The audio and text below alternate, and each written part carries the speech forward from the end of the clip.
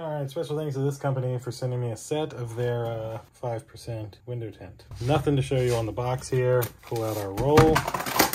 That's it for the box. And so it comes with this little device to get out all of your bubbles. It even comes with an included blade to cut it open. I like the teal. This is the actual tint itself. You can slide it on out. And then, yeah, you can kind of see. And so you would use your water and everything to fix this over your window. You'd have some pretty nice window tint for your car and whatnot. So really a hard product to show you, more of just an unboxing. You get this entire roll. As you can see, it's pretty thick, I would say. And then, like I said, you also get this to take out your bubbles and this to help you cut it. So that'll do it for this window tint unboxing. Again, thanks to the company for sending this my way, and we'll see you in the next one. Deuces.